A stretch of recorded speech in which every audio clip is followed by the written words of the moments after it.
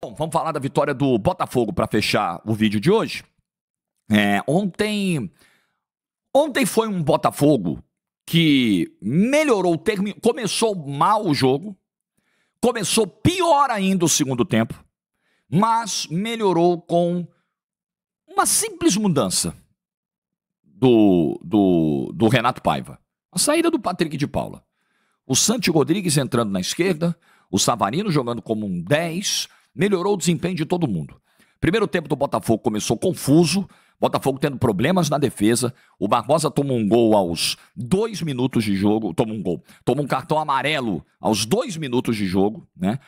Botafogo tem tentado uma saída apoiada, muitas vezes ali com o John. Eu acho que isso ainda não está ajustado, isso ainda, contra adversários de maior qualidade, é um risco alto, é um risco que você precisa calcular bem para correr. Mas são ajustes que, assim, você não vai cobrar, você não vai querer que estejam azeitados no terceiro jogo do cara, pô. E isso é reflexo dos 2 meses que o Botafogo largou, abriu mão da temporada. Então, em 3 jogos, você ainda vai encontrar problemas defensivos, o treinador está conhecendo o elenco, ele está testando opções, ele falou ontem na coletiva, eu tentei ali o trio de meio campo, segundo tempo eu tirei o Patrick e tal, busquei uma outra opção, ele tentou. Ele está conhecendo o elenco, ele está vendo as peças que ele tem, ele está vendo as maneiras que ele pode jogar, né? Tem gente que está chegando agora junto com ele, o Santi Rodrigues é reforço para a temporada, o Arthur está chegando agora na temporada. Então são 3 jogos. São 3 jogos em que o Botafogo foi muito bem no primeiro, contra o Palmeiras. Contra a Laú, teve uma posse de bola improdutiva, mas teve bastante posse, né? E tinha condições de ganhar o jogo, era um jogo para ganhar. É aquele jogo que você fala, porra, não é possível que a gente perdeu pra esse time aí, cara. Não é possível que a gente perdeu esse jogo, né? Acho que a sensação ficou essa. E ontem é uma reta final de jogo, é um segundo tempo de jogo, onde algumas ótimas características, virtudes daquele Botafogo de 2024 aparecem.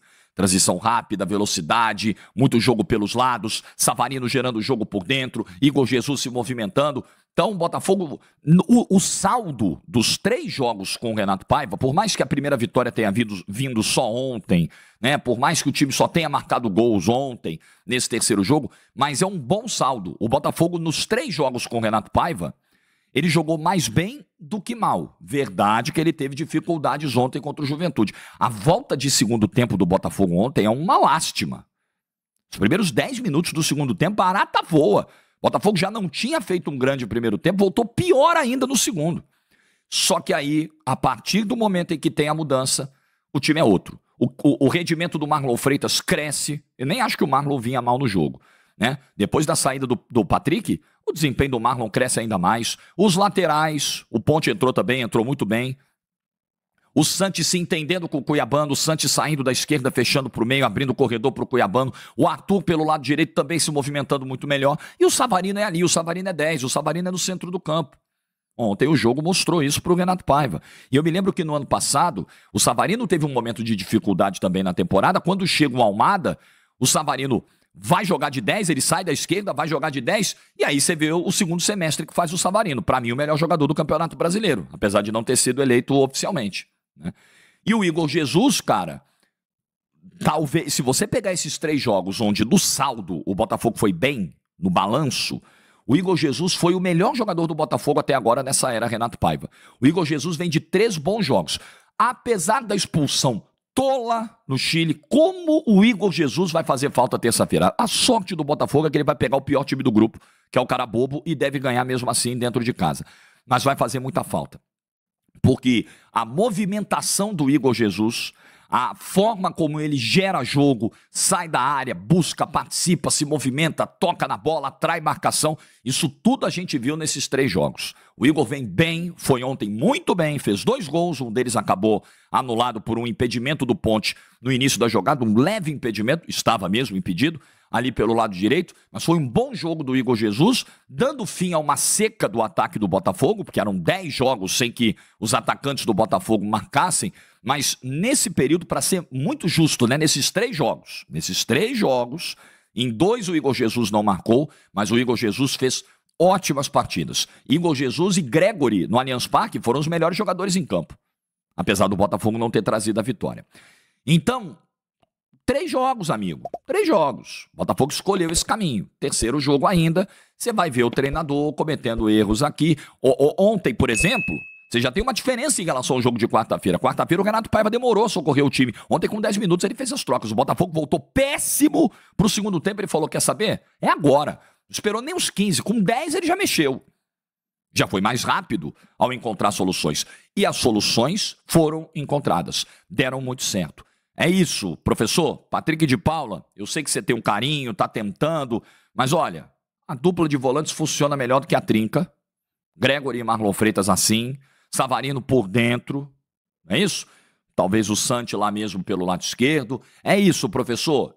E ajustar essa saída de bola do Botafogo, essa saída apoiada, essa pressão que o adversário faz em cima dos zagueiros. Isso ainda é um ponto de preocupação. Acho que o Botafogo deveria forçar menos isso contra adversários mais qualificados. Mas, gente, nós estamos falando de um time que manteve 9 titulares campeões do ano passado. De um ótimo time. O Botafogo tem um ótimo time. Acho que ainda precisa ter mais opções de banco. Mas o Botafogo tem um ótimo time candidato aos títulos. O Botafogo poderia já estar, nessa altura, com 3 pontos liderando o grupo da Libertadores e com 6 pontos liderando o Brasileiro. Só que o Botafogo escolheu o caminho difícil de só trazer um técnico para estrear, para começar o trabalho de campo na virada de março para abril. Então são 3 jogos. 3 jogos você precisa dar o desconto. O cara tá chegando, o cara tá conhecendo. Verdade que ele teve um mês de trabalho de intertemporada ali, pós-carnaval, pós-eliminação no Campeonato Carioca. Mas são 3 jogos. E eu acho que nesses 3 jogos o saldo é positivo. E o fato do Botafogo ter esse entrosamento, ter 9 jogadores campeões, ter essa base, eu acho que facilita o trabalho do Renato Paiva. E eu queria fechar o vídeo falando da tal faixa da bandeira que a torcida do Botafogo coloca no Newton Santos, com ídolos históricos do clube, com Garrincha, com Newton Santos, e Gerson, Jairzinho e por aí vai. E eles fizeram um acréscimo de 2 nomes, né? 2 figuras, 2 novos rostos estão nesse bandeirão da torcida do Botafogo. Luiz Henrique e Marlon Freitas. E aí, óbvio, você vai para a rede social é o terreno da frustração, né? A rede social hoje é aquele espaço onde as pessoas reclamam de tudo, são irritadas com tudo, são contra tudo, são, né? É isso. Que absurdo! Um bagre desse como o Marlon Freitas está na lista de ídolos. O Marlon Freitas não tem nem 2 anos direito de Botafogo, 2, 3 anos de Botafogo. E como é que pode ele ser um ídolo? O Luiz Henrique veio aqui, jogou 6 meses, foi embora. Como pode? Bom, vamos lá, desenhando um pouquinho. O Marlon Freitas foi o capitão que ergueu o troféu mais importante da história do Botafogo de futebol e regatas. A gente tem um pensamento que eu acho muito atrasado, só vale o que aconteceu lá atrás. A gente tem muita dificuldade, né, de fazer uma leitura histórica de algo que ainda está acontecendo ou que aconteceu recentemente. A gente tem muita dificuldade. Então, para ser ídolo, o cara tem que ter jogado 30 anos atrás, quando o futebol era outro, era mais lindo, mais plástico, mais maravilhoso. Hoje não presta, hoje nunca presta. Na década de 90 nada prestava, na década de 80 nada prestava. Não era assim? Continua sendo. Então o Marlon Freitas liderou de forma, olha, tô muito tranquilo para falar. Muito tranquilo, porque já critiquei o Marlon Freitas aqui algumas vezes. Também já o defendi. Eu acho que o episódio da piscadinha e o gol contra a favor do Flamengo foram excessivamente pesados na análise do Marlon Freitas. Excessivamente. Eu acho que a piscadinha é uma coisa normal que acontece em jogo ali, que você tá segurando um placar, você fala pro companheiro, ó, tô fazendo uma cera aqui, tô segurando. Eu acho que um gol contra, infelizmente, é uma fatalidade que todo mundo tá sujeito a cometer, todo mundo tá sujeito a passar no campo de jogo. Acho que foi excessivamente, fiz vídeo no canal falando sobre isso, pesada a crítica em cima do Marlon Freitas. Todo mundo ali teve uma derrocada vergonhosa em 2023. Colocar esse cara como símbolo daquilo, e esquecer do pênalti que o Tiquinho perdeu, e esquecer da queda do PR emocional em vários jogos, de como o futebol do Adrielson sumiu e por aí vai, é ser muito injusto. É colocar a carga num cara só. Esquecer do seu Bruno Lage, esquecer do seu Lúcio Flávio, não é? Agora, voltando, Esse cara deu a volta por cima, depois de um trauma pesadíssimo. Pouquíssimos jogadores, pouquíssimos profissionais teriam condição de dar a volta por cima como o Marlon Freitas deu. Depois de tudo que ele passou da própria torcida. E ele lidera de maneira brilhante, dentro e fora de campo, esse time rumo ao título mais importante da sua história. Então existem sim elementos para o Marlon Freitas estar ali. Claro que existem. Tá longe de ser um absurdo. Podia ter mais gente? Podia. Podia ter o Savarino? Podia. Seria muito legal, né? Podia ter mais gente. Mas não dava, né? Você tinha que escolher 2. Fizeram uma votação lá, parece. Os critérios estão claros. Tem gente defendendo... Você vê o nível da rede social? Das pessoas que só querem reclamar e só querem xingar na rede social? O nível é esse aí, ó. Tinha gente reclamando do Marlon Freitas e dizendo: por que o Gatito não está ali? Pelo amor de Deus, gente. Gatito Fernandes... muito respeito pelo clube, foi muito profissional, decidiu o Campeonato Carioca de 2018, pegou pênalti, goleiraço, histórico, naquela pré-Libertadores fez milagre pro Botafogo, beleza, mas, gente, o Marlon Freitas é o capitão da conquista da Libertadores, o Gatito era o goleiro reserva do Botafogo em 2024, quando o maior título da história do clube foi conquistado, quando o tabu de quase 30 anos sem ganhar um Campeonato Brasileiro foi quebrado. E o Luiz Henrique foi o jogador mais talentoso dessa conquista. Fez gol na final da Libertadores, fez um grande campeonato brasileiro, uma grande Libertadores da América. Também não tem discussão, jogou muita bola. Foi o toque de talento, foi o diferencial de talento do Botafogo para ser campeão dos 2 títulos em 2024. Está correto. Como é que pode? Assim, independentemente do nome, tá? Você não quer o Marlon Freitas? Aí você quer que coloque quem? O Savarino, o Almada... tanto faz, o Barbosa, que jogou pra caramba, o Bastos, beleza, pode ser quem você quiser. Agora, vocês acham que depois do time conquistar o maior título da sua história, no panteão dos ídolos, você não vai incluir ninguém desse time? Não, porque eles não se comparam a Garrincha. Ninguém tá dizendo isso, pelo amor de Deus. Ninguém tá dizendo isso. Mas, por exemplo, o Maurício não se compara ao Garrincha. E ele é ídolo do Botafogo, ele fez o gol de um dos títulos mais importantes da história do Botafogo em 89, dando fim ao jejum de 21 anos. O Túlio Maravilha sempre foi um primor técnico, não, mas era um excelente atacante, fazedor de gol. Ele tá na história, ele ganha, ele é o rosto do título brasileiro de 95. Então por que não vai ter ninguém do time de 2024 do Bandeirão dos Ídolos? Que loucura é essa? Que viagem é essa? Parabéns à torcida do Botafogo pelo que fez, reconhecimento ao Marlon, reconhecimento ao Luiz Henrique, e eu acho que é um reconhecimento a todos. Eu acho que é um recado muito claro. Vocês, mesmo não estando aqui, porque não tinha espaço para colocar todo mundo, vocês que deram essa glória eterna ao Botafogo, vocês estão todos na história. Vocês são ídolos, vocês serão reconhecidos, serão sempre lembrados pelo torcedor do Botafogo. Não tem problema nenhum. Acho que é correta, é justa a homenagem e deixa reclamar. Em rede social os caras reclamam de tudo, são raivosos, são frustrados, tá cheio de gente frustrada, infeliz, mal sucedida, que precisa da rede social para colocar as frustrações para fora. É só isso, não esquentem com isso não. Parabéns aos torcedores do Botafogo pela coragem que tiveram. Então, pessoal, sobre Marlon Freitas e Luiz Henrique, é claro que eles merecem muito estar ali no Bandeirão dos Ídolos. O Luiz Henrique foi o craque do ano passado do nosso time, o cara que levou o Botafogo ao título, que resolveu a final quase sozinho ali, meteu um gol, sofreu um pênalti, foi fundamental, ele pegou a bola, botou embaixo do braço e resolveu. E o Marlon, cara, ele é o símbolo do time.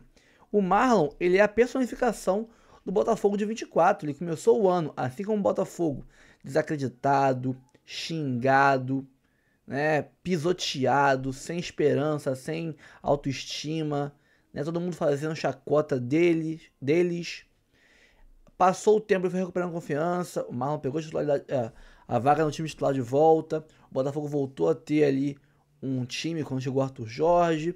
Então quase que juntos foram recuperando aos poucos a confiança. Ainda com muita desconfiança de terceiros, né, tendo que provar cada jogo que ele tinha ali qualidade, né, potencial de chegar longe. Começaram a decolar de novo juntos. Botafogo líder do Brasileirão, disparado. Disparado não, mas tipo, nas várias rodadas, o Marlon titular, capitão, né, sendo aí elogiado por muitos pedidos na seleção brasileira. Ele evoluindo a jogo. Botafogo, final do ano, campeão de tudo, Marlon exaltado, capitão, né, super venerado, tem matéria dele na Libertadores lá, como é capitano, etc. Um cara que venceu na carreira e o Botafogo venceu também. Ambos muito exaltados, quase que no mesmo nível de pressão e de cobrança, e mesma época do ano eles iam dando na volta por cima, se reerguendo quase que juntos.